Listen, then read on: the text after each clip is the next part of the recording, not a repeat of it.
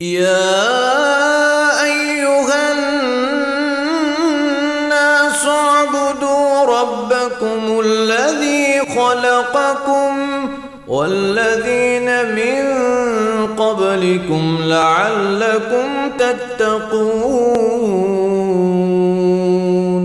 سورۃ المطففین اور سورۃ الانشقاق یہ ایک دوسرے کے ساتھ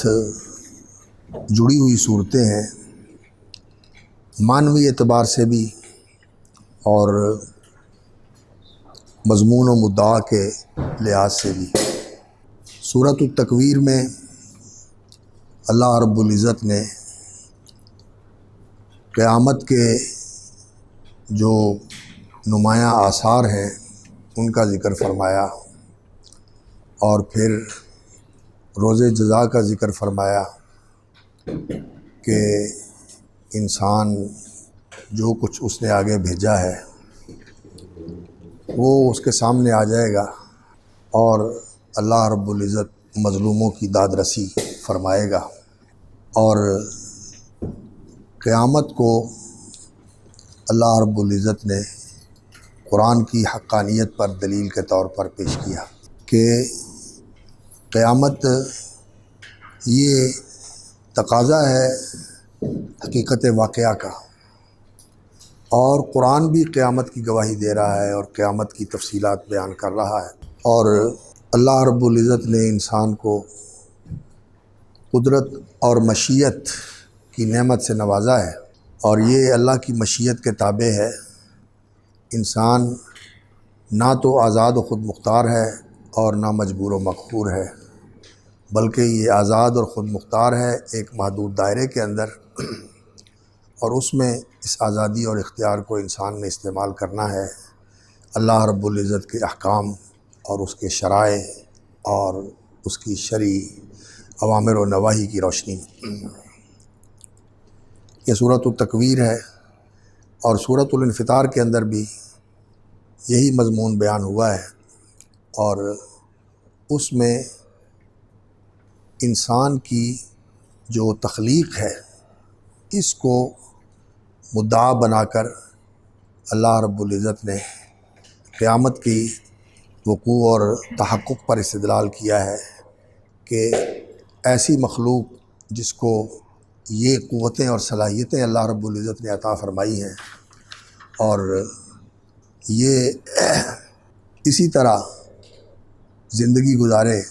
اللہ رب العزت کی ہدایت اور تعلیم سے بے بہرہ ہو کر، بے مقصد اور بے جہت بے سمت اس کی زندگی ہو، اور یہ اپنے رب کو نہ پہچانے، تو یہ بات بنتی نہیں ہے۔ تو اللہ رب العزت نے انسان کی تخلیق کو اس بات کا متقاضی قرار دیا ہے کہ یہ تخلیق چاہتی ہے کہ ایک روز جزا ہونا چاہیے، ایک بدلے کا دن ہونا چاہیے۔ جس نے تو اس تخلیق کی اور اللہ تعالیٰ کی اس تقویم کی قدر کی وہ اس کا بدلہ پائے، اور جس نے اس کی بے قدری کی اور اپنے آپ کو جس مقام اور جس سطح پہ انسان کو اللہ رب العزت نے پیدا فرمایا ہے اس سطح سے مسخ کر کے نیچے گرا دیا، اور اپنے آپ کو جانوروں جیسا بلکہ جانوروں سے بھی بدتر بنا دیا، اس کو اس کی سزا دی جائے، اور اس کے لیے اللہ رب العزت نے بدلے کا دن، حساب اور جزا کا دن ایک مقرر کر رکھا ہے۔ اور پھر سورۃ المطففین کے اندر اللہ رب العزت نے انسان کے اندر جو ایک شعور ہے کہ انسان دوسرے کے ساتھ برائی کرتا ہے لیکن اپنے لیے اس برائی کو قبول نہیں کرتا، تو اس کا مطلب ہے برائی اور نیکی یہ برابر نہیں ہے۔ انسان دوسرے کے ساتھ تو کر لیتا ہے برائی، لیکن اپنے لیے اس برائی کو قبول نہیں کرتا، اور اپنے لیے وہ بلائی والا راستہ اختیار کرتا ہے۔ تو اس کا معنی یہ ہوا کہ انسان کی فطرت کے اندر خیر اور شر کی معرفت موجود ہے، اور نیکی اور بدی کا احساس موجود ہے۔ انسان اپنے لیے تو یہ توقع رکھتا ہے اور یہ تقاضا کرتا ہے کہ میرے ساتھ نیکی کی جائے، میرے ساتھ احسان کیا جائے۔ دوسروں کے ساتھ اطاعت اور ظلم والا اور حق مارنے والا اور حق تلفی والا معاملہ کرتا ہے تو یہ دنیا کے اندر بہت وسیع پیمانے پر ہونے والا عمل ہے۔ تو اس کا تقاضا ہے کہ پھر یہ جو انسان کے اندر فطری شعور ہے اس کے مطابق ایک ایسا دن آئے جس میں فجار،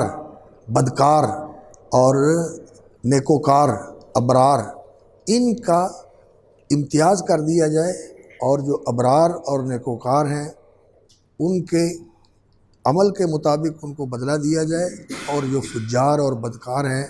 ان کے کرتوت کے مطابق ان کے ساتھ معاملہ کیا جائے۔ تو اس میں اور ساتھ ساتھ اللہ رب العزت نے جنت کے اور جہنم کے مناظر بھی بیان فرمائے ہیں،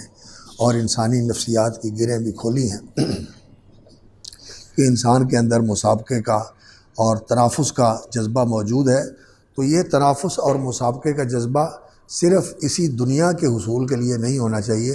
بلکہ اس کا اصل میدان جو ہے وہ آخرت کی عزت اور کامیابی ہے، اور آخرت کی شاندار زندگی کا حصول ہے۔ اس میں انسان کو اپنا اس ولولہ اور جذبہ جو ہے نا اس کو بروئے کار لانا چاہیے اور اس کو متحرک کرنا چاہیے۔ اور اس کے بعد پھر یہ سورۃ الانشقاق، یہ تقریباً ان ساری صورتوں کے اندر جو موضوع بیان ہوا ہے بالاجمال وہ سارا موضوع اس صورت کے اندر اللہ رب العزت نے دہرا دیا ہے۔ یہ پچھلی تینوں صورتوں کا جامع خلاصہ ہے۔ تو اس میں اللہ رب العزت نے جو قیامت کے موقع پر رونما ہونے والے عظیم حادثات ہیں ان کا ذکر فرمایا، اور یہ ذکر فرمایا کہ انسان اس زندگی کے اندر محنت کوشش کرتا ہے، اچھی چیز کے لیے بھی اور بری چیز کے لیے بھی۔ برا کام کرتا ہے اس کے لیے بھی محنت کرنی پڑتی ہے، مشقت اٹھانی پڑتی ہے۔ نیک کام کرتا ہے اس کے لیے بھی مشقت اور محنت اٹھانی پڑتی ہے۔ اور اسی طرح محنت اور مشقت کے اندر کام کرتے ہوئے انسان نیک یا بد جو بھی عمل کرتا ہے، یہ عمل کرتے کرتے انسان آگے بڑھ رہا ہے، اور ایک ایسے وقت مقرر کی طرف انسان پیش قدمی کر رہا ہے جو مقرر ہے اور آنے والا ہے۔ اور پھر انسان یہ جو کچھ اس نے عمل کیا ہے یہ بھی اس کے سامنے آ جائے گا، اور یہ عمل کرتے ہوئے اور اس عمل کا پورا جو ریکارڈ ہے اور اس عمل کا پورا بوجھ ہے یا اس عمل کا پورا اس کا ذخیرہ جو ہے، اس کو ساتھ لے کر انسان اپنے رب کے سامنے پیش ہونے والا ہے اور اپنے رب سے ملاقات کرنے والا ہے۔ اور انسان اپنے اعمال کو لے کر جائے گا، اور اس کا اعمال نامہ یا تو اس کے دائیں ہاتھ میں دیا جائے گا یا اس کے بائیں ہاتھ میں دیا جائے گا۔ دائیں ہاتھ والے تو اپنے اعمال نامے کا ریکارڈ دائیں ہاتھ میں لے کر اللہ رب العزت کی بارگاہ میں پیش ہوں گے وزن اعمال کے لیے اور عرض اعمال کے لیے۔ ان کا آسان حساب ہوگا، اور وہ 50,000 سال کا دن ان کے لیے ایسا ہی ہوگا جیسے ایک نماز سے اگلی نماز تک کا عرصہ ہوتا ہے، جیسے عصر سے لے کر مغرب تک کا دورانیہ ہوتا ہے، اتنا ہی عرصہ ہوگا، 50,000 سال گزر جائیں۔ اور جو دوسرے لوگ ہیں ان کے لیے روز محشر جو ہے وہ 50,000 سال کا ہوگا، اور سورج بہت قریب ہو جائے گا 1 میل کے فاصلے پر، اور انسان جو ہیں وہ اپنے اعمال کے حساب سے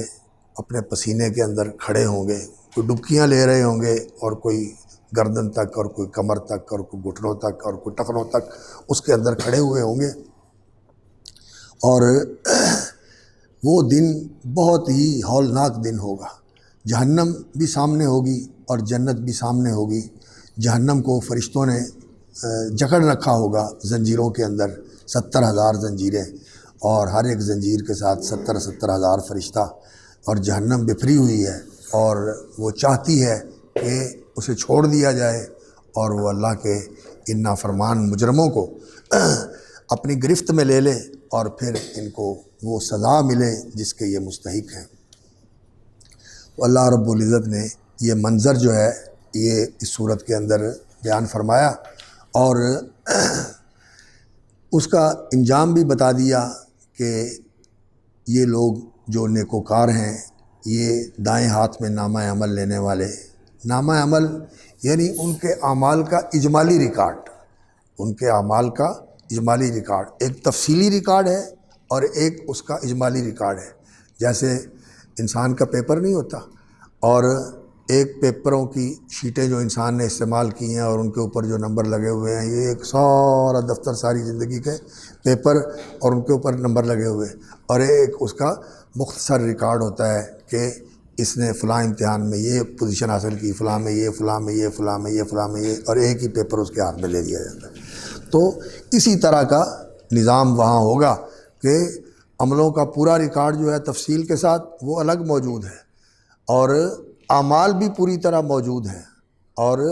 اس کا ریکارڈ جو ہے مختصر اجمالی وہ اس کے ہاتھ میں دے دیا جائے گا، اور وہ اس کو دیکھ کر خوش ہوگا کہ میں کامیاب ہوں، مجھے ظفرنامہ اور کامیابی کا پروانہ دے دیا گیا ہے، وہ اس کو دیکھ کر خوش ہوگا۔ اور دوسرا جس کو ناکامی اور نامرادی کا پروانہ دیا جائے گا، اور اس کا بوجھ بھی اس کے ساتھ ہوگا، اور اس کے اعمال کی تفصیل بھی ساری ساتھ ہوگی، اور وہ بہت ہی اس وقت حسرت اور افسوس کے ساتھ پکارے گا اور کہے گا کہ میں مر جاؤں، میں تباہ ہو جاؤں، میں زندہ نہ رہوں اس انجام کو بھگتنے کے لیے جو مجھے سامنے دکھائی دے رہا ہے۔ تو اللہ رب العزت نے اس کا منظر پیش کیا، اور اس کے اوپر استدلال کیا ہے اس دنیا کے اندر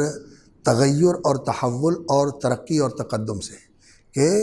یہاں حالات بدلتے رہتے ہیں، ایک مرحلے سے انسان دوسرے مرحلے کی طرف جاتا ہے، دوسرے مرحلے سے تیسرے مرحلے کی طرف جاتا ہے۔ انسان ماں کے پیٹ میں، انسان عالم ارواح میں تھا، تو وہاں سے پھر انسان کا جسم بنا، اور جسم کے اندر وہ روح پھونک کے دونوں کو اکٹھا کر دیا گیا۔ ایک عرصہ اس نے ماں کے پیٹ میں گزارا، ماں کے پیٹ سے نکل کر یہ اس دنیا کے اندر آیا، اور اس دنیا سے پھر ایک عرصہ گزار کر اور اپنے اعمال جو اس نے کیے ان سب کا ذخیرہ اور ان سب کا بوجھ اٹھا کر یہ زمین کے پیٹ میں چلا جائے گا، زمین کے پیٹ میں جائے گا، اور یہاں ایک لمبا عرصہ تک جو ہے نا وہ انسان رہے گا۔ اور جس طرح ماں کے پیٹ میں انسان کے اوپر جو ماں کے ساتھ گزرتا ہے اس کے اثرات ہوتے ہیں، محسوس بھی کرتا ہے، اور اس کی جو خوشی اور مسرت ہے یا غم اور دکھ ہے وہ بھی محسوس کرتا ہے انسان۔ ڈاکٹر کہتے ہیں کہ بچے کو یہ ساری چیزیں محسوس ہوتی ہیں۔ جن ماؤں کو اچھا ماحول ملتا ہے، اچھی خوراک ملتی ہے، اچھے زندگی ان کی گزرتی ہے، تو ان کے بچے خوشگواری محسوس کرتے ہیں۔ اور حمل کے دنوں میں جن بچوں کی ماؤں نے دکھ دیکھا ہوتا ہے، المیہ دیکھا ہوتا ہے، اذیت دیکھی ہوتی ہے، تو ان کے ذہن کے اندر یہ چیزیں پیوست ہو جاتی ہیں، اور وہ زندگی بھر اس کیفیت کو محسوس کرتے رہتے ہیں، اور انسان کا یہ احساس جو ہے اس وقت بھی فعال ہوتا ہے، دماغ اس کا کام کر رہا ہوتا ہے۔ تو اسی طرح جب زمین کے بطن میں انسان جائے گا اور زمین کے پیٹ میں انسان دفن ہو جائے گا، تو جو انسان کے لیے آنے والے وقت میں تکلیفیں اور نعمتیں ہیں، ان کی ایک مثالی کیفیت وہ انسان کے ساتھ پیش آتی ہے، اور انسان اس میں سے گزرتا ہے۔ اور رسول اکرم صلی اللہ علیہ وسلم نے جو بعض مواقع پر اپنے خواب بیان فرمائے اور ان میں ذکر کیا کہ میں نے یہ دیکھا کہ ایک آدمی جو ہے وہ لیٹا ہوا ہے زمین کے اوپر، اور ایک فرشتہ پتھر لے کر کھڑا ہوا ہے، اور وہ اس پتھر کو اس کے سر پہ مار کے کچل دیتا ہے، اور وہ پتھر لڑک کے دور چلا جاتا ہے، اور پھر وہ اسے لینے کے لیے جاتا ہے، اور آ کر پھر دوبارہ اس کا سر جو ہے نا وہ کچلنے کے لیے کھڑا ہوتا ہے، اور اس کا سر پھر دوبارہ ٹھیک ہو چکا ہوتا ہے۔ تو اسی طرح میں نے دیکھا کہ کچھ لوگ جو ہیں وہ ایک تنور کے اندر جل رہے ہیں، اور وہ ایسے جلتے ہوئے کبھی نیچے جاتے ہیں، کبھی اوپر آتے ہیں، ننگے ہیں مرد اور عورتیں۔ تو مجھے بتایا گیا کہ یہ امت کے بدکار، زانی اور فجار لوگ ہیں، اور اس کے بارے میں بتایا گیا کہ یہ وہ آدمی ہے جو فرض نماز چھوڑ کر سو رہتا تھا، اور اللہ نے اس کو قرآن دیا تھا اور یہ قرآن کو چھوڑ بیٹھا۔ اور اسی طرح ایک آدمی کو دیکھا کہ اس کی باچھیں چیری جا رہی ہیں، ایک لوہے کا انکڑا لے کر ایک شخص کھڑا ہوا ہے، اور اس کی اس طرح منہ میں ڈالتا ہے اور پیچھے تک چیر دیتا ہے اس کو، اور اسی طرح دوسرے کو چیرتا ہے، اور پھر جب اس کو چیر کے فارغ ہوتا ہے تو یہ صحیح ہو جاتا ہے، اور اسی طرح اس کو چیرتا رہتا ہے۔ تو بتایا گیا کہ یہ وہ لوگ ہیں جو جھوٹ بولتے ہیں، اور یہ وہ لوگ ہیں جو اپنے کہنے پر عمل نہیں کرتے۔ تو اس طرح نبی صلی اللہ علیہ وسلم نے مناظر دیکھے۔ یہ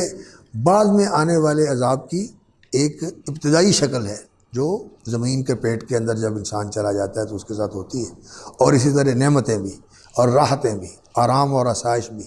جنت کی بہاریں بھی وہ محسوس کرتا ہے، اور جنت کے آرام اور آسائش کو بھی وہ محسوس کرتا ہے، اور اسے قبر میں دیا جاتا ہے۔ اور یہاں سے نکل کر پھر انسان نے اللہ رب العزت کی بارگاہ میں پیش ہونا ہے روز محشر کو، اور وہ اس دن انسان جو ہے وہ اپنے اعمال کو بھی دیکھے گا، اور آپس میں جھگڑا بھی کریں گے، اپنے لیڈروں کو بھی برا کہیں گے، اپنے معبودوں کو بھی برا کہیں گے، ان کے معبود بھی ان سے بیزاری کا اظہار کر دیں گے، اور ان کے لیڈر بھی ان کو کہیں گے ہم تمہارا کچھ نہیں کر سکتے۔ شیطان بھی ان سے برات کا اعلان کر دے گا، شیطان کو بھی کہیں گے کہ تو نے ہمارے ساتھ یہ کیا، تو نے ہمارے ساتھ یہ کیا۔ وقال الشیطان لما قضی الامر ان اللہ وعدکم وعد الحق ووعدتکم فاخلفتکم وما کان لی علیکم من سلطان الا ان دعوتکم فاستجبتم لی فلا تلومونی ولوموا انفسکم ما انا بمصرخکم وما انتم بمصرخی انی کفرت بما اشرکتمونی من قبل وان الظالمین لهم عذاب علیم۔ شیطان کے ساتھ بھی ان کا مخاصمہ اور محاجہ ہوگا، اور اپنے بڑوں کے ساتھ بھی اسی طرح جو ہے نا، وہ جیسے سورۃ السبا میں اللہ رب العزت نے ذکر فرمایا کہ وہ بڑوں کو کہیں گے کہ تم نے ہم نے مروایا، اور بڑے کہیں گے ہم نے کیا کیا، تم نے خود ہی جو ہے نا اپنے آپ کو اس راستے پر ڈالا، اب افسوس کرنے کی کوئی بات نہیں ہے۔ تو وہ وَأَسَرُّوا النَّدَامَةَ لَمَّا رَأَوُا الْعَذَابَ وَجَعَلْنَا الْأَغْلَالَ فِي أَعْنَاقِ الَّذِينَ كَفَرُوا هَلْ يُجْزَوْنَ إِلَّا مَا كَانُوا يَعْمَلُونَ۔ یہ سارے مرحلے اس وقت ہوں گے جب محشر کا دن ہوگا۔ تو اللہ رب العزت نے اس صورت کے اندر اجمالی طور پر ان چیزوں کی طرف اشارہ فرمایا، اور یہ جو حالات ہیں جن سے انسان گزرتا ہے ان کی طرف اشارہ فرمایا۔ لَتَرْكَبُنَّ طَبَقًا عَن طَبَقٍ، لَتَرْكَبُنَّ طَبَقًا عَن طَبَقٍ، ایک حالت سے دوسری حالت کی طرف تم منتقل ہونے والے ہو،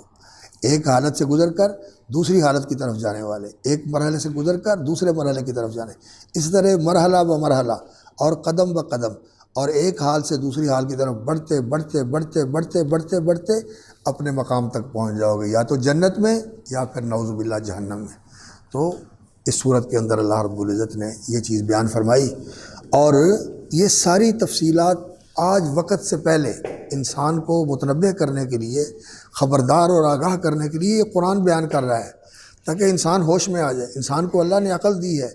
سننے کی صلاحیت دی ہے، دیکھنے کے لیے اللہ رب العزت نے نگاہیں دی ہیں، اور سمجھنے کے لیے اللہ رب العزت نے دل و دماغ دیا ہے۔ ان السمع والبصر والفؤاد كل اولئک کان عنہ مسئولا وجعل لكم السمع والبصر والفؤاد لعلكم تشکرون۔ یہ نعمت اللہ رب العزت نے دی ہے، اس سے کام لینا چاہیے انسان کو، اس سے فائدہ اٹھانا چاہیے۔ اور قرآن مجید ہے جس کے اندر اللہ رب العزت نے یہ انذار اور یہ موعظت اور یہ تذکیر اور یہ نصیحت اور یہ تعلیم، یہ اللہ رب العزت نے بار بار دہرائی ہے، بار بار دہرائی ہے۔ کوئی مقام ایسا نہیں ہے جہاں یہ انذار اور تخویف نہ ہو، جہاں یہ تعلیم اور تذکیر نہ ہو،